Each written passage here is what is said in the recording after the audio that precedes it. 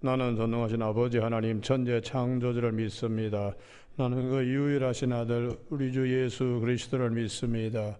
그는 성령으로 잉태되어 동정녀 마리에게서 나시고 본디오 빌라도의 고난을 받아 십자가에 못 박혀 죽으시고 장사된 지 사흘 만에 죽은 자 가운데 다시 살아나셨으며 하늘에 오르시어 전능하신 아버지 하나님 우편에 앉아 계시다가 거기로부터 살아있는 자와 죽은 자를 심판하러 오십니다.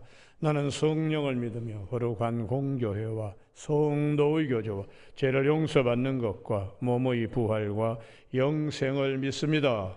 아멘. 오늘 아침에는 어제 아침에 이어서 데살로니가 전서 2장 13절에서 16절까지 한 절씩 교독하십니다. 13절 이러므로 우리가 하나님께 끊임없이 감사함은 너희가 우리에게 들은 바 하나님의 말씀을 받을 때에 사람의 말로 받지 아니하고 하나님의 말씀으로 받음이니 진실로 그러하도다. 이 말씀이 또한 너희 믿는 자 가운데에서 역사하느니라.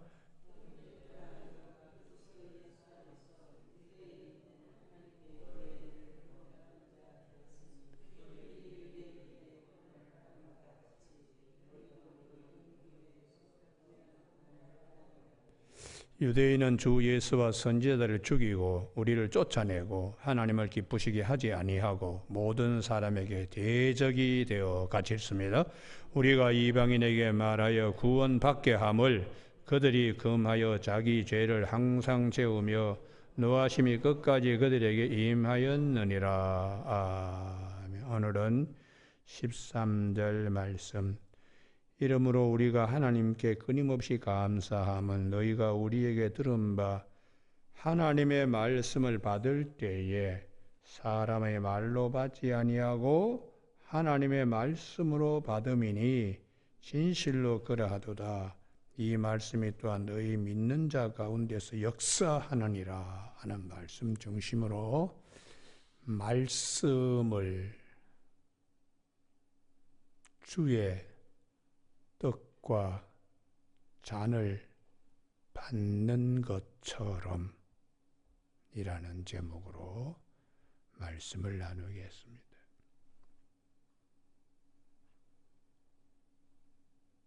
구약 성경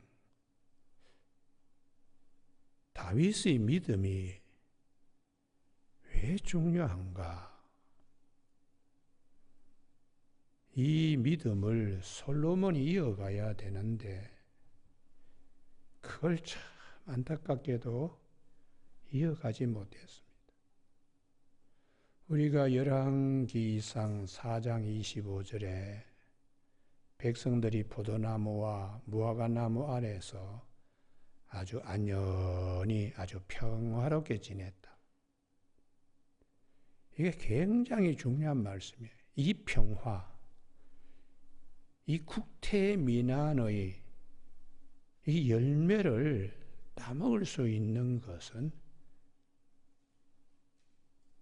다윗을 사랑하시는 하나님의 은혜라는 것을 솔로몬과 솔로몬 시대의 백성들이 알아야 됩니다. 그런데 그것을 이제 이후에도 몰랐으니까 번창하다가 우상 숭배의 쓰레기장으로 만들어 놓게 솔로몬 당대에 그렇게 했잖아요. 이후에 나라가 아주 지저분하고 복잡하게 되었습니다. 하나님이 주신 이 평화, 이거 다윗이 어떻게 해서 가져오게 됐나? 우리가 중요한 두 부분이 있는데 하나는 떡으로 인한 사람들의 희생이 있었다. 또 하나는 피 같은 물로 인한 희생이 있었다.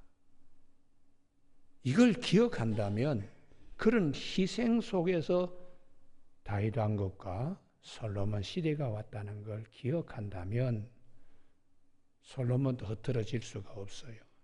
그래서 우리가 아침에 꼭 찾아야 되는데요. 이 사무엘상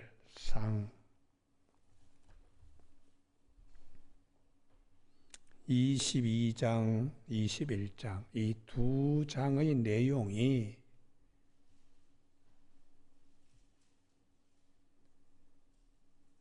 생명과 같은 떡, 생명을 바꾼 떡이라는 말씀입니다. 21장 4절 다윗이 배가 고파서 사울의 핍박을 받고 도망을 다닐 때 먹을 것이 없었어요. 그래서 우리가 그 3절에 떡 5덩이, 이게 나중에 생명의 떡으로 오신 예수 그리스도께서 오병이어의 기적으로 행하신 그 5의 의미가 대단히 중요합니다. 이게 생명의 떡이라는 거죠. 그래서 4절에 제사장이 다윗에게 대답하여 이르되 보통 떡은 내 수중에 없으나 거룩한 떡은 있나니, 이 거룩한 떡이 진설병을 두고 말하는데 이게 요한복음 6장 35절에 생명의 떡이다. 우리가 그 떡을 마심으로 평화를 누릴 수가 있습니다. 그런데 이 떡은 그냥 떡이 아니라 제사장 아히멜렉 뿐만 아니라 롭 땅의 제사장 85명이 죽어나가는 정말 생명과 바꾸게 되는 떡입니다. 이걸 기억하고 있다면 솔로몬 시대 때의 평화가 그냥 오는 게 아니라는 것이. 그런데 나중에 이제 22장에 보면 이 사울의 목자장 도액이 고자질하잖아요. 그래서 사울이 22장 18절, 19절 그날에 세마포 에봇 입은 자 85명을 죽였고 성읍 노부인 남녀와 아이들과 젖 먹는 자들과 소와 낙의 양을 칼로 쳤더라. 이 말씀이 뭘 의미하나? 그 떡은 수많은 피 흘림과 생명과 바꾼 떡이라는 거예요. 그걸 먹고 살아남은 자들이 다윗의 왕국을 이루는데 군사들이 되었습니다. 또 하나가 있는데 물입니다. 물. 이건 참 역사를 다 기록하고 난 다음에 이건 꼭 기록해야 되겠다 그래서 다윗의 거의 이 사건들을 다 마감시킬 때에 첨기하는 형태로 기록된 사무엘하 23장입니다.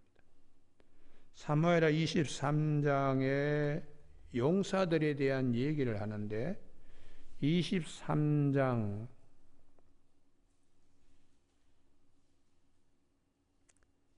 14절 15절부터 읽습니다. 다윗은 산성에 있고 그때 블레셋 사람은 요새는 베들레헴에 있는지라 다윗이 소원하여 이르되 베들레헴 성문 곁 운물물을 누가 내게 마시게 할까 하매 세 용사가 블레셋 사람의 진영을 돌파하고 지나가서 베들레헴 성문 곁 운물물을 길어 가지고 다윗에게 왔으나 그 다음 말씀이죠.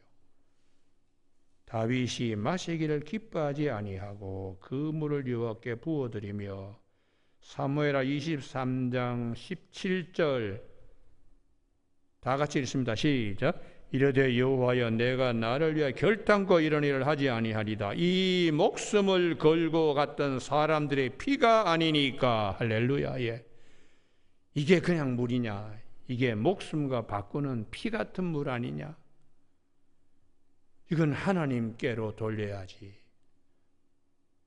이 목숨 걸고 가지고 온 물, 피 그것을 기억한다면 솔로몬 시대 때의 편안히 거하는 백성들도 이 나라가 어떻게 세워졌는데 우상 숭배하고 딴 길로 가고 이 떡과 이 잔을 어떻게 우리가 잊어버릴 수 있느냐? 이 평화 가운데 그게 이제 성경이 우리에게 그림자 모형으로 예수님께서 우리에게 주시는 이 떡과 잔, 요한복음 6장 35절에 내가 곧 생명의 떡이다. 주님의 목숨과 바꿔서 우리에게 주시는 은혜. 눈으로 보이기는 그냥 떡이지만 그 안에 감추어진 것은 은혜의 말씀이지요. 그래서 요한복음 6장 35절에 생명의 떡이 된 내게 오는 자는 결코 주르지 아니할 것이고 목마르지 아니하리라. 그래서 요한복음 6장 54절에 내 살과 피를 마시는 자는 영생을 가졌고 마지막 날에 내가 그를 다시 살린다고. 그 다음 말씀이 중요합니다. 요한복음 11장 40절에서 너희가 내 말을 믿으면 하나님의 영광을 보리라 하지 아니하였느냐. 말씀 믿는 거예요. 말씀 믿는 거예요. 이 말씀을 대할 때에 떡과 잔을 대하듯이 아주 신령하게 우리가 대해야 그 안에 성령의 역사를 경험할 수 있다. 그게 성경 말씀의 핵심입니다. 그냥 뭐 이렇게 지나가다 과일 가게 뭐 위에 뭐 복숭아도 많고 뭐 참외도 많고 자두도 많고 그럼 뭐 사도 되고 안 사도 돼요. 말씀을 그렇게 대하면 안 됩니다.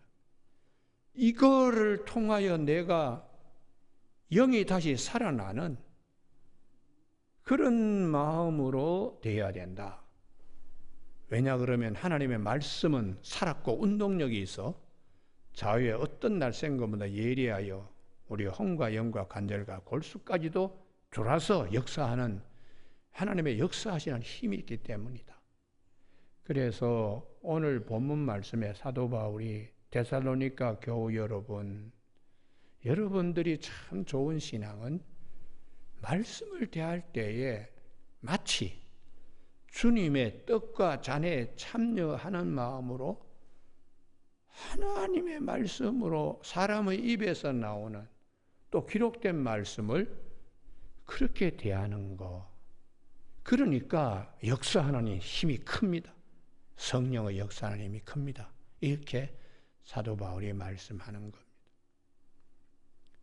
그래서 구약 성경에 여러 가지 사건들이 있습니다. 모든 사건은 이 사도 바울이 압축된 용어로 되어 있는 데살로니가 전서 2장 13절이 우리 신앙생활하는데 대단히 중요해요. 아침에 찬송가 198장을 4절을 두 번이나 불렀습니다. 생명의 말씀, 성령을 내 마음에 보내셔서 내 어두운 영의 눈 밝히시사 말씀에 감추어진 진리를, 말씀에 감추어진 참 진리를 깨달아 알게 하옵소서. 그때에 온몸에 전율이 쫙 이렇게 흐르죠. 성령님이 그냥 전기가 쫙 머리에 정수리부터 발끝에 싹 지나가듯이 그때의 그 기쁨은 이루 말할 수 없어요. 그래서 구약 성경에 하나님의 창조사의 그 완결 인물 요셉은 어떤 사람인가? 그는 늘 말씀과 함께 했는데 그냥 말씀이 아니고 하나님의 음성을 늘 듣는 성령의 사람이다. 그러니까 하나님께서 원하시는 창조사역의 마지막 예수 그리스도 안에서 마지막 우리가 가져야 될 모양과 형상은 요셉과 같이 되어야 돼요. 항상 하나님의 말씀이 그 안에 살아서 듣는 그게 성령으로 가득 찬 사람이거든요. 그래서 우리가 창세기 41장 16절에 바로에게 너 꿈 해몽 잘한다면서 내가 아닙니다. 하나님께서 바로에게 편안한 대답을 하시리이다. 이게 대단히 중요합니다. 하나님이 내 입에 할 말을 넣어주셔서 그 할 말 넣어주시는 분이 성령이 할 말을 넣어주시는 거거든요. 그러니까 그 입 안에서 이렇게 나오는 말씀은 요셉이 하는 게 아니라 요셉 안에 함께하고 있는 하나님의 영이 말씀하시기 때문에 이게 우리 성도들에게서의 가장 마지막 종착 지점이 되어야 된다는 거예요. 성경 말씀을 쭉 보면서 그냥 과일 가게 과일 쳐다보듯이 그렇게 해서는 안 되고 이 한 말씀 한 말씀 속에 나를 향하여 주시는 생명의 양식, 피 같은 이 피보다 더 진한 피를 통하여 예수님의 십자가의 죽으심을 통하여 살과 잔을 통하여 우리에게 주시는 말씀이라는 걸 우리가 알면 이 말씀을 소홀히 우리가 대할 수가 없고 아이고 귀찮아 골치 아픈 얘기 왜 해 이런 얘기를 못하는 겁니다.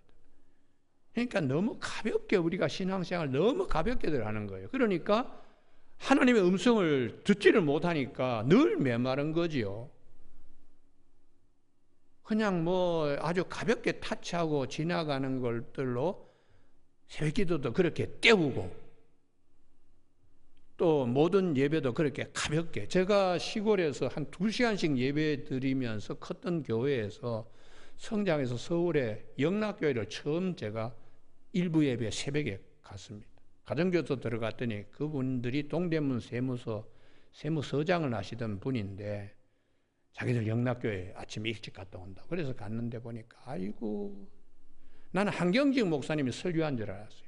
근데 젊은 목사님이 설교를 하는데 아주 뭐 제스처도 뭐 이러고 막 시골교회에서는 볼 수 없는 뭐 이러고 15분 설교를 하더라고. 그래서 내가 아이고 이건 뭐 서울에 도대체 강단은 날라리 목사들만 서서 15분 동안에 뭐 이러고 손으로 이러고 뭐 이러고 그래서 뭘 저런 짓들을 하나 굉장히 실망을 했습니다.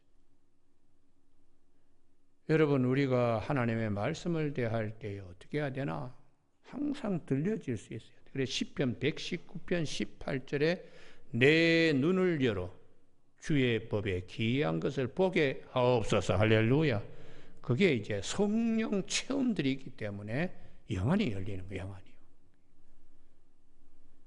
여러분 그래서 요셉을 어떻게 객관적으로 평가하는가? 바로가 그럽니다. 꿈 해몽하고 난 다음에 창세기 41장 38절에서 이와 같이 하나님의 영에 감동된 사람을 우리가 어찌 찾을 수 있으리요?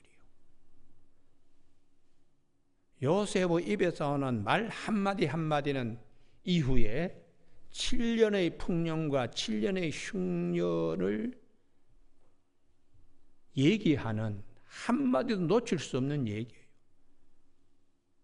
바로와 신민들에게는 정말 생명과 같은 말씀이요. 생수를 마셔야 되는 말씀과 같은 것입니다. 그래서 주님께서 신명기 18장 18절에 너희 형제 중에 한 사람을 선지자로 세우는데 그 선지자에게 할 말을 하나님이 입에 넣어주시겠다. 그분이 진짜 선지자인지 우리가 어떻게 합니까? 효염과 정험이 말하는 대로 이루어지게 하나님이 하신다.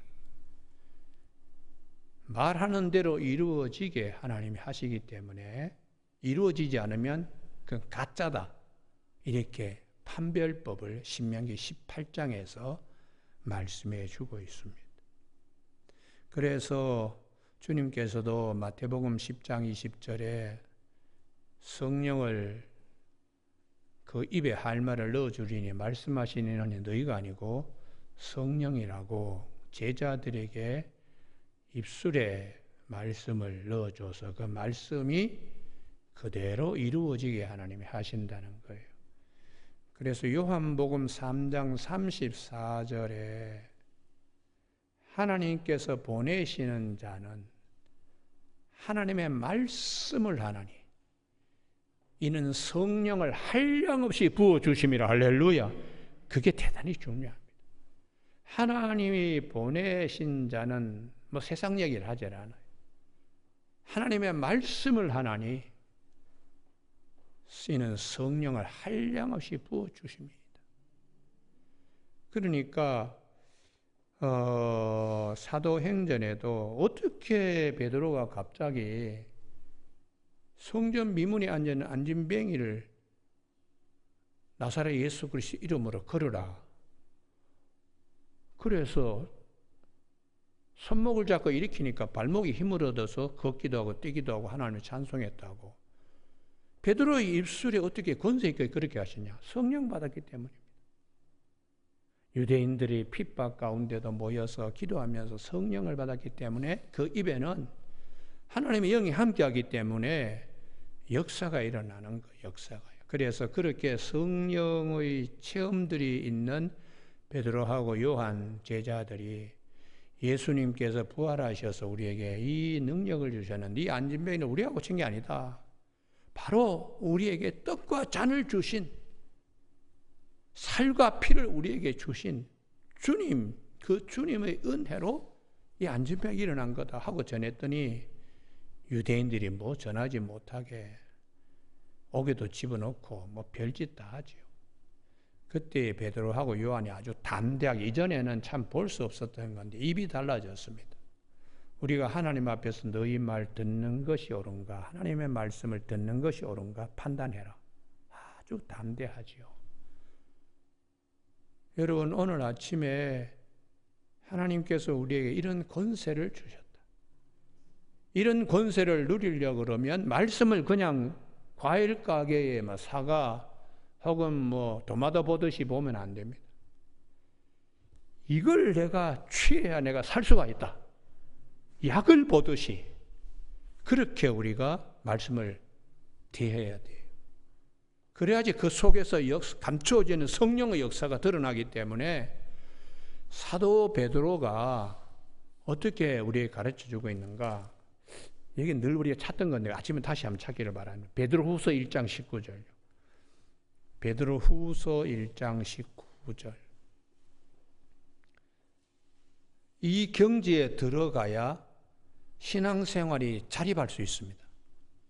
이 경지에 들어가지 않으면 늘 그냥 뭔가 하여튼 부족해서 갈급하고 막 그래요. 베드로후서 1장 19절. 우리에게는 더 확실한 예언이 있어 기록된 말씀이죠. 어두운 데를 비추는 등불과 같으니 날이 새어 샛별이 너희 마음에 떠오르기까지 너희가 이것을 주의하는 것이 오늘이나. 하나님의 음성 듣는 겁니다. 음성. 이 음성은 그냥 음성이 아니고 성령께서 기록한 자와 함께 하신 그 성령이 듣는 자와도 함께 한다. 그게 20절 21절이에요. 먼저 할 것은 성경의 모든 예언은 사사로이 불 것이 아니니 성령의 도우심을 받았어. 예언은 언제든지 사람의 뜻으로 낸 것이 아니라 오직 성령의 감동하심을 받은 사람들이 기록할 때에 성령의 감동을 받아서 견딜 수 없어서 기록한 자들, 하나님의 불붙는 마음으로 성경을 기록한 자들의 그 성령의 역사는 오늘 읽는 우리에게도 똑같이 성령님이 경험하게 하신다는 거. 할렐루야. 그래서 19절이 중요한 거예요. 19절.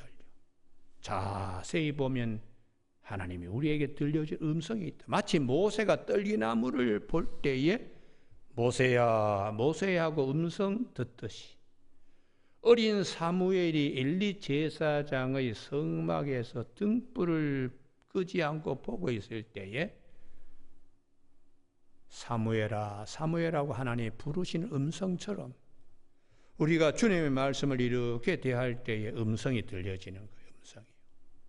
여러분, 그래서 이 자세가 사람의 말을 듣는 것처럼 해서는 절대로 하나님의 이 역사하시는 이걸 경험하기 어려워요. 그래서 오늘 사도 바울이 데살로니가 교우 여러분, 참 여러분들은 좋은 전통을 가지고 있습니다. 사람의 말로 받지 아니하고 하나님의 말씀으로 받았기 때문에 역사하는 힘이 큽니다. 그래서 이런 것들을 이제 사도 베드로 사도행전 10장이죠. 고넬료의 집에서 여기를 한번 찾아보죠. 사도행전 10장. 사람의 말로 받지 않고 하나님의 말씀을 받는 사도행전 10장 33절 동그라미를 쳐두기 바랍니다. 고넬료의 집에 성령이 베드로를 오게 이렇게 했습니다. 그때 고넬료 집에 있는 사람들의 자세입니다. 자세. 떡과 잔을 대하듯이 말씀을 그렇게 대해요. 사도행전 10장 33절 내가 곧 당신에게 사람을 보내었는데 오셨으니 잘하였나이다. 그냥 오는 게 아니죠. 성령이 가라 해서 베드로에게 말씀하셔서 베드로가 온 겁니다. 이제 우리는 주께서 당신에게 명하신 모든 것을 듣고자 하여, 그 다음 말씀입니다. 다 하나님 앞에 있나이다. 할렐루야. 요게 대단히 중요해요. 이 시간에도 하나님이 나에게 음성 들려주시는 바른 신앙생활, 복된 신앙생활, 기름진 신앙생활, 메마르지 않는 신앙생활을 위해서 하나님이 나에게 뭔가 들려주실 것이다 하는 바짝 긴장하고 귀를 쫑긋 하는 것이죠. 우리가 떡과 잔을 대할 때에 뭐 대충 합니까? 아주 긴장하잖아요. 그럴 때에 베드로가 십자가와 부활에 대하여 증거했을 때에 44절 베드로가 이 말을 할 때 성령이 말씀 듣는 모든 사람에게 내려오셨다. 이게 사람의 말로 대할 때는 이런 역사가 없습니다. 하나님의 말씀으로 긴장해서 대할 때에 말하는 자에게도 성령이 함께하지만 듣는 자에게도 성령이 함께하는 거예요. 그래서 베드로후서 1장 19절 20절이 굉장히 중요하다. 여러분 오늘 아침에 사도 바울이 이제 여러분들은 하나님 말씀 대하듯이 그래서 역사하는 힘이 큽니다. 이제 본문으로 돌아오면 데살로니가 전서 2장 13절 그 끝에다가 역사한다. 히브리서 4장 12절 이렇게 적어놓기 바랍니다. 하나님의 말씀은 살았고 운동력이 있는 거죠. 살았고 운동력이 있어요.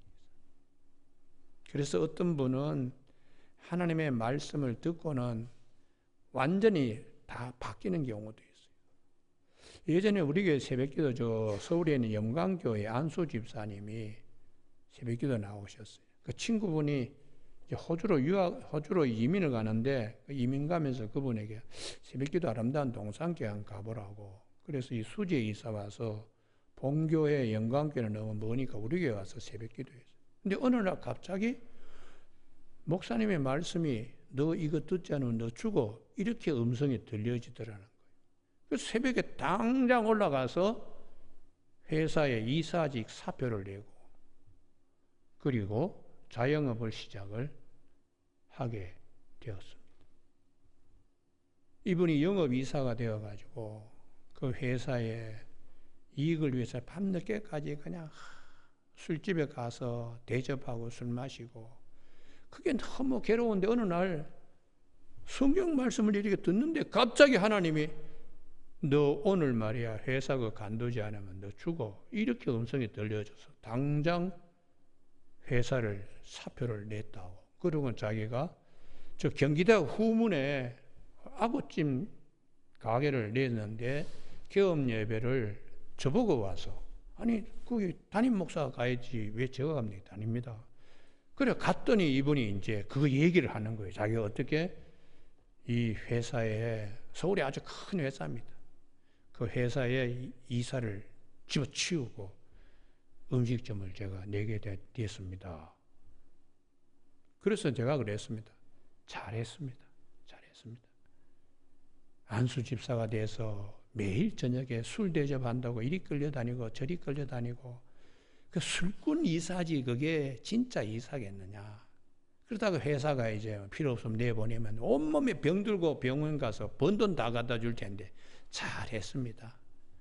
이 경기대학 후문에 새로 음식점 내는데 잘 되기를 바랍니다. 그리고 제가 기업 예배를 드린 일이 있습니다. 여러분 아침에 하나님의 음성을 듣는 우리 교인들 되기를 바랍니다. 할렐루야. 이게 대단히 중요합니다.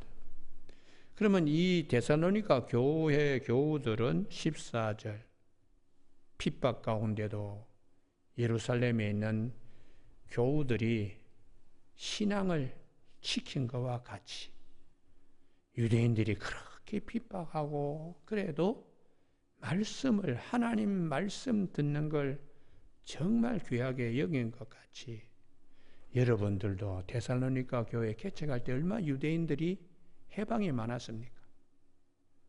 그런데 이런 해방받는 가운데 하나님의 말씀은 16절 우리가 이방인에게 말하여 구원을 받게 함. 이게 핵심이에요. 핵심이요. 핍박 가운데도 복음을 전해야 되는 이유는 생명을 살리는 일. 그렇기 때문에 복음은 생명의 떡이라는 거죠. 그리고 이것은 생명을 살리는 물, 생명수, 피라는 겁니다. 여러분 오늘 아침에 데살로니가 교우들에게 사도 바울이 우리 모두가 말씀 대할 때에 주의 뜻과 잔에 참여하는 마음으로 신앙생활을 하면 지금까지도 하나님의 역사하는 힘이 크기 때문에 앞으로도 큰 역사들이 일어날 것입니다. 여러분 오늘 아침에 우리에게 신앙생활하는데 말씀 생활 잘 살아있는 말씀 생활로 승리하는 저와 여러분이 되시길 주의 이름으로 축복합니다. 기도하시겠습니다. 하나님 아버지 오늘도 신구약 성경 1189장의 모든 말씀을 우리가 언제 어디서나 대할 때에 성령의 감동하심으로 주의 법에 기이한 것을 볼 수 있는 영안이 열려서 항상 주의 성령의 인도하심으로 떡과 잔에 참여하여 우리에게 주신 주님이 떡과 잔으로 우리에게 주신 그 은혜 가운데 우리가 세상에 주지 못하는 평안과 기쁨을 누릴 수 있도록 인도하여 주시기를 원하오며 예수님 이름으로 기도드립니다. 아멘. 하늘에 계신 우리 아버지의 이름을 거룩하게 하시며 아버지의 나라가 오게 하시며 아버지의 뜻이 하늘에서와 같이 땅에서도 이루어지게 하소서. 오늘 우리에게 이루할 양식을 주시고 우리가 우리에게 잘못한 사람을 용서하여 준 것 같이 우리 죄를 용서하여 주시고 우리를 시험에 빠지지 않게 하시고 악에서 구하소서. 나라와 권능과 영광이 영원히 아버지의 것입니다. 아멘.